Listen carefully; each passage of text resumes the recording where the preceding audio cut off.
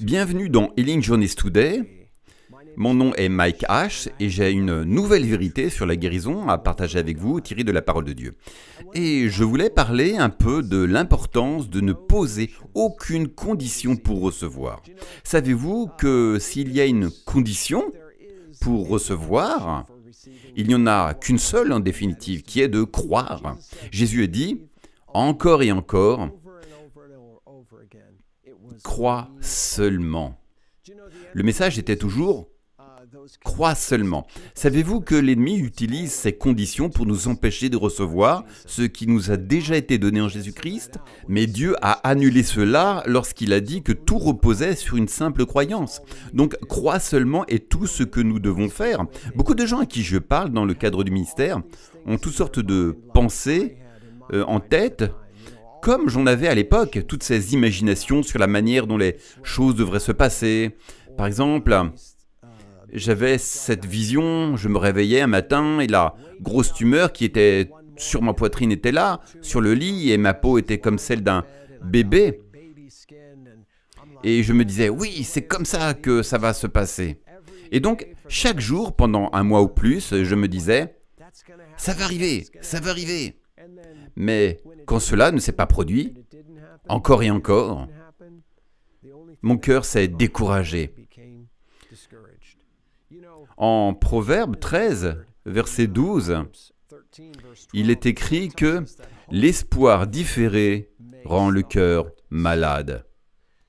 Vous savez, toute condition qui dirige notre pensée ou notre cœur et qui repose uniquement sur notre chair est vouée à l'échec. Jésus a dit en Jean 6, 63, « Les paroles que je vous ai dites sont esprit et vie. » Il disait, c'est l'esprit qui vivifie. La chair ne sert de rien. Ainsi, toute pensée qui nous éloigne de notre focus exclusif sur les choses de l'esprit, ce qui comprend tout ce que Christ a accompli pour nous, pour se tourner vers ce dont notre être physique ou nos 5 sens ont besoin pour être en paix, est vouée à l'échec. Toute pensée, peu importe à quel point le rêve a pu sembler inspirant, la vision encourageante ou la parole reçue de la part d'une autre personne, si le focus repose sur votre chair seule ou amène votre attention sur votre chair seule, alors cela est voué à l'échec parce que la chair ne sert de rien. Beaucoup de personnes, comme moi à l'époque, sont troublées par ce qu'elles pensent devoir faire. Parce que la première fois qu'elles ont prié, ou la deuxième, ou après qu'une personne leur ait imposé les mains, rien ne semblait se produire. Alors, immédiatement, dans la plupart des cas, notre attention se tourne vers nous-mêmes et nous nous demandons ce que nous devrions faire ou arrêter de faire. C'est l'ennemi qui présente cette idée. Le Seigneur ne dirait jamais « Oh, c'est parce que tu as mal fait cela » ou « Tu dois bien faire cela, sinon je ne peux pas agir. » Nous savons que notre Père ne dirait jamais une telle chose. C'est parce que la guérison fait déjà partie de nous. Elle a déjà été déposée en nous par l'Esprit lors de la nouvelle naissance. En 1 Pierre 2, 24, il est dit « Lui qui a porté lui-même nos péchés en son corps, sur le bois. » Voyez-vous, Jésus a porté nos péchés en son corps, sur l'arbre. Et cela continue en disant que nous, étant morts au péché, voyons que le péché ne fait plus partie de nous. Jésus a tout porté.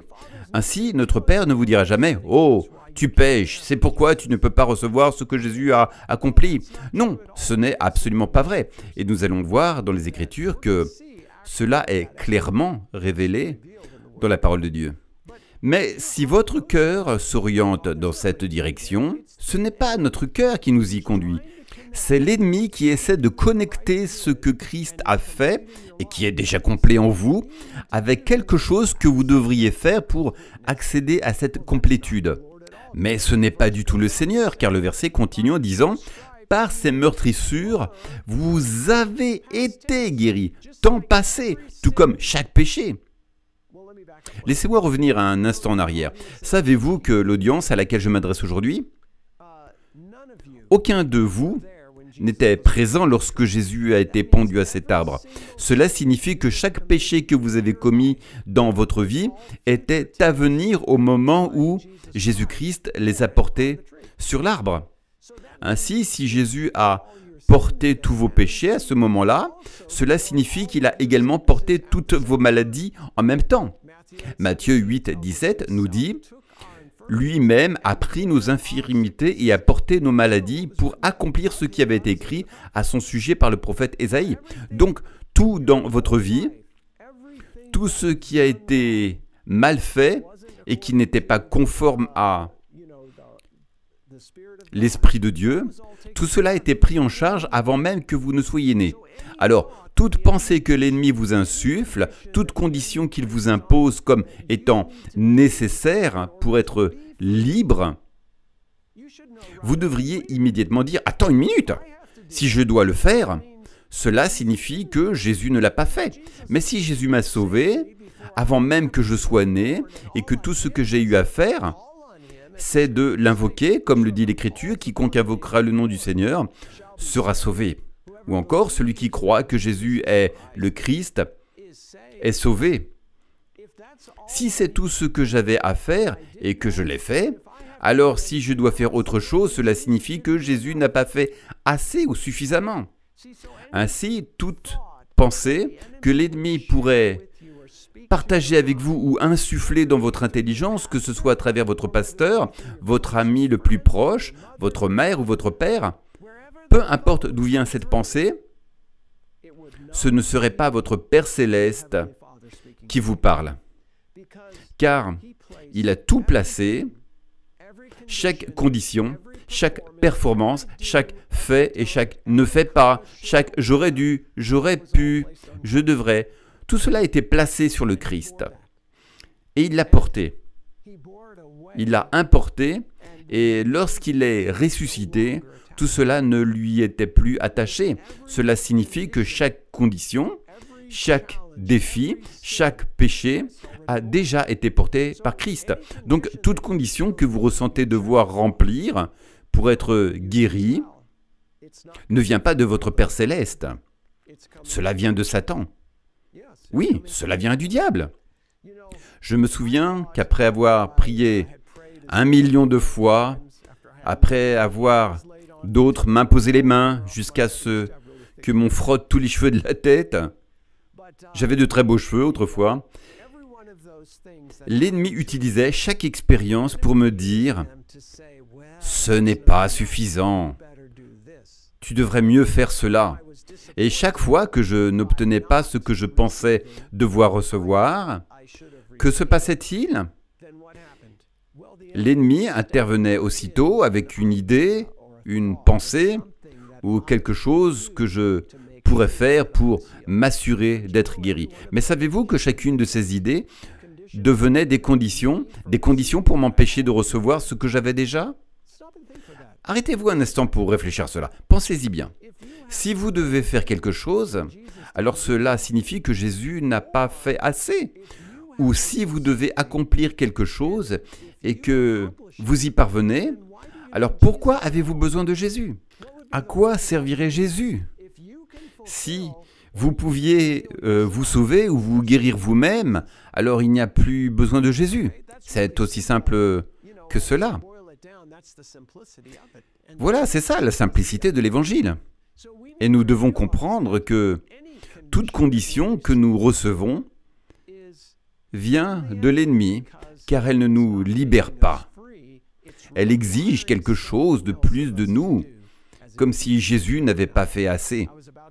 Je voulais vous dire qu'après avoir ressenti toutes ces déceptions dans mon cœur, l'ennemi a utilisé des personnes à qui je faisais confiance pour trouver des réponses sur pourquoi je n'étais pas guéri, afin de m'amener encore plus profondément dans la servitude.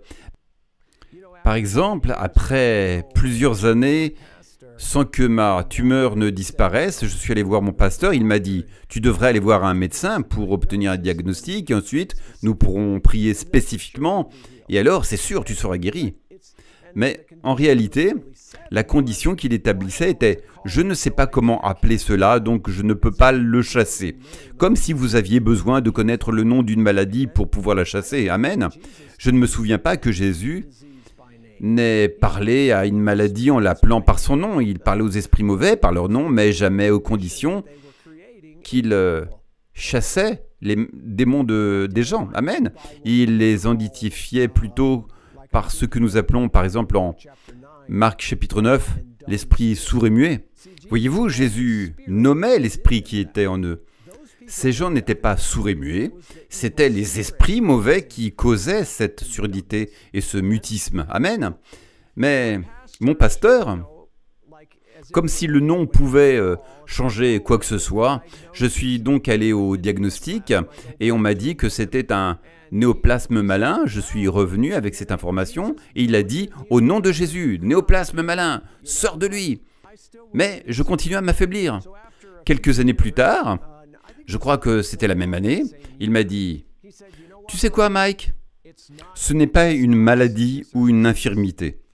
C'est un problème nutritionnel. » Il a commencé à me dire tous les compléments alimentaires et herbes que je devais prendre. Et comme je ne guérissais toujours pas, j'ai simplement accepté que je devais faire tout ce qu'il me disait. Et comme cela ne fonctionnait pas, j'ai commencé à chercher moi-même dans cette direction. Chaque livre que je lisais, chaque étude que je faisais, ajoutait de nouvelles choses que je devais faire. Et cela repoussait ce qui était déjà en moi encore plus profondément, rendant cela plus difficile à atteindre. Mes amis, chaque condition que nous acceptons nous empêche de coopérer avec l'Esprit de Dieu. Et c'est justement ce qu'est la foi. Simplement coopérer avec ce qui nous a déjà été donné, fourni en Christ Jésus. Honnêtement, c'est aussi simple que cela. Le tournant pour moi était lorsque mes yeux se sont détournés de ce que je pensais devoir faire.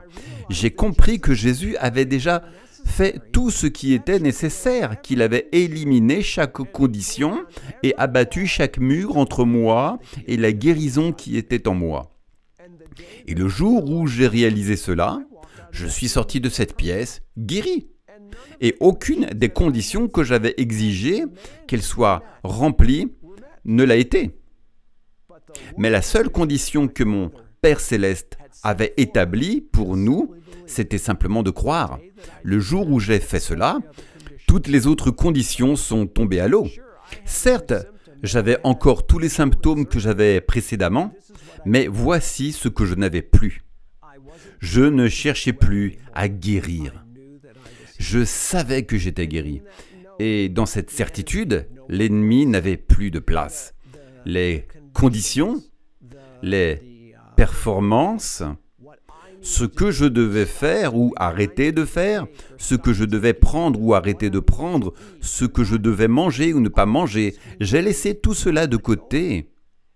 L'ennemi n'avait plus de contrôle sur moi quand j'ai affirmé « Je suis guéri par les meurtrissures de Jésus », ce qui signifie que je suis une personne guérie. Ici même, que cela se voit, se ressente ou ne se ressente pas, je suis une personne guérie. Et quand cette condition de croyance a été remplie dans mon cœur, toute la puissance de la maladie a échoué et elle a commencé à disparaître. Les symptômes se sont dissipés un par un jusqu'à s'évanouir complètement. Amen. Si l'ennemi peut vous amener... permettez-moi de reformuler cela. Savez-vous que l'ennemi veut simplement que vous commenciez à vous concentrer sur vous-même? Il utilisera n'importe quelle pensée pour vous amener à vous focaliser sur vos capacités, car vous ne pouvez pas vous concentrer sur deux directions opposées en même temps. Vous ne pouvez pas regarder à Jésus pour votre délivrance et en même temps compter sur vous-même pour cette délivrance. C'est impossible. Vous ne pouvez vous concentrer que sur une seule chose à la fois. Et si votre attention est tournée vers celui qui délivre, c'est le seul fruit que vous récolterez dans votre vie. Mais si vous faites des allers-retours, que dois-je faire ou qu'a dit Jésus, vous êtes divisé. intérieurement. Et comme une vague de la mer, vous êtes ballotté ça et là, incapable de recevoir ce que Dieu a déjà pourvu en Christ Jésus. C'est ce que Jacques nous enseigne. Un homme au cœur partagé est instable dans toutes ses voies. Qu'un tel homme ne pense pas qu'il pourra recevoir quoi que ce soit du Seigneur. Dieu ne retient rien, non. Mais notre pensée instable nous empêche d'avoir une foi simple et concentrée sur ce que Dieu a dit, que par ses meurtrissures, nous avons été guéris, et de laisser cette vérité vivre en nous. Je n'ai pas besoin d'agir comme si j'étais guéri pour prouver que je le suis. Je peux simplement croire la parole de Dieu, marcher et suivre les fruits de l'esprit, et le résultat final sera la manifestation extérieure de ce que j'ai déjà reçu en Christ Jésus. C'est aussi simple que cela. Amen. Je veux vous donner un exemple. Vous savez, beaucoup de personnes me disaient « Oh Mike, tu pêches ici, tu pêches là, tu dois arrêter de faire ceci. J'ai entendu dire que tu as parlé au pasteur de manière irrespectueuse. Pas étonnant que tu sois encore malade. » Toutes ces choses que mes frères et sœurs en Christ me disaient. Et en réalité, ce que l'ennemi faisait à travers leurs paroles, c'était de me pousser à accepter le fardeau de devoir me guérir moi-même. Et c'est impossible. Je ne peux pas me guérir. C'est l'Esprit de Christ en moi qui fait l'œuvre de guérison. Mais si je prends ce fardeau sur moi, ce n'est que de la chair, et la chair ne profite rien, ne sert de rien. Permettez-moi de vous lire un récit biblique à propos d'un homme appelé Jéroboam. Sous le règne du roi Salomon, Israël était uni en 12 tribus. Ok? Jéroboam a reçu le royaume de son père, David, mais à cause du péché de Salomon, Dieu a déclaré que cela entraînerait une division de leur territoire d'Israël. Il avait prophétisé à Salomon qu'après sa mort, le royaume serait divisé. Cependant, en raison de la promesse faite à David de maintenir ses descendants sur le trône, le fils de Salomon, Roboam, est devenu roi des 2 tribus de Juda et de Benjamin. En réalité, 3 si l'on inclut les Lévites. Cependant, comme les Lévites n'avaient pas de territoire propre, ils n'étaient pas comptés parmi les 12 tribus. Les 10 autres tribus furent données à Jéroboam.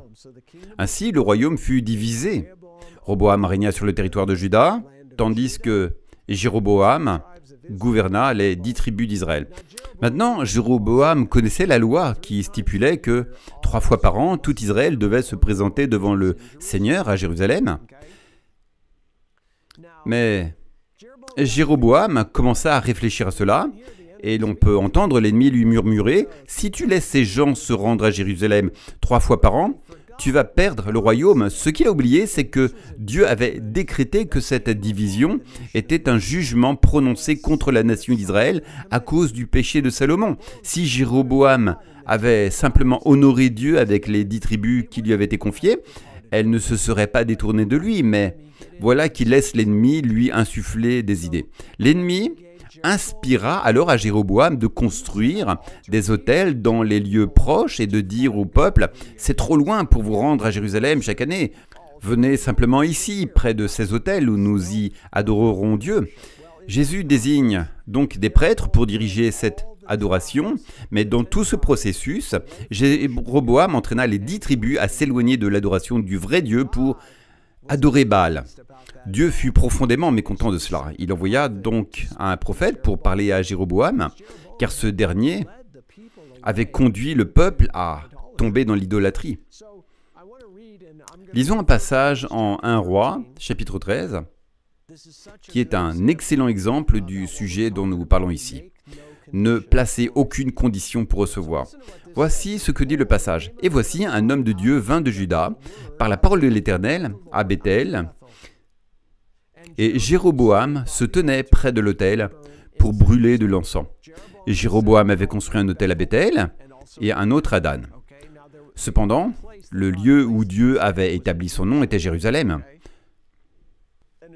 Le verset 2 poursuit, « Il cria contre l'autel, selon la parole de l'Éternel, il dit, « Autel, autel, ainsi parle l'Éternel. Voici, un enfant naîtra dans la maison de David, son nom sera Josias. Il offrira sur toi les prêtres des hauts lieux qui brûlent des encens sur toi, et l'on brûlera sur toi des ossements humains. » Ce prophète prophétisait sur l'autel, annonçant que Josias, un descendant de David, détruirait ses prêtres et détruirait l'autel, brûlerait les ossements des prêtres sur cet autel. Et cela continue en disant, « Et il donna en ce même jour un signe, disant, « C'est le signe que l'Éternel a parlé. Voici, l'autel se fondra, et la cendre qui est dessus sera répandue. » Et en effet, lorsque Jéroboam entendit ce que l'homme de Dieu criait contre l'autel de Béthel, il étendit sa main depuis l'autel et dit, « Saisissez-le !» Mais sa main, qu'il avait tendue contre l'homme de Dieu, devint sèche, de sorte qu'il ne pouvait plus la ramener à lui.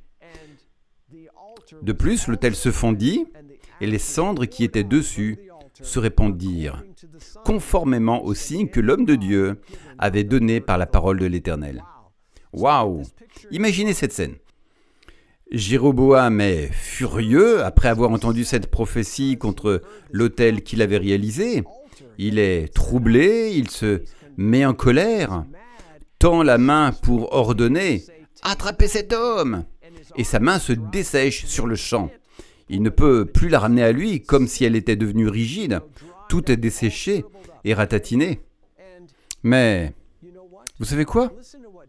Écoutez ce que Jéroboam a dit. Jéroboam, qui était furieux, qui menait le peuple loin de Dieu avec cet autel, qui adorait d'autres dieux, et qui faisait toutes ces choses contraires à la loi, et ce qu'il se savait devoir faire dans son cœur.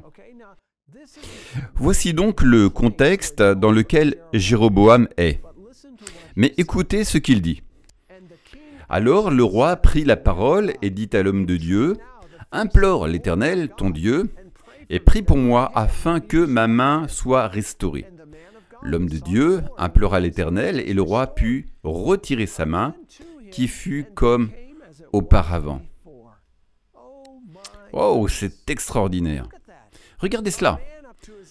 Un homme qui est plongé jusqu'au cou dans le péché, mais il n'a posé aucune condition. Il a simplement cru que si le prophète priait Dieu, sa main serait guérie.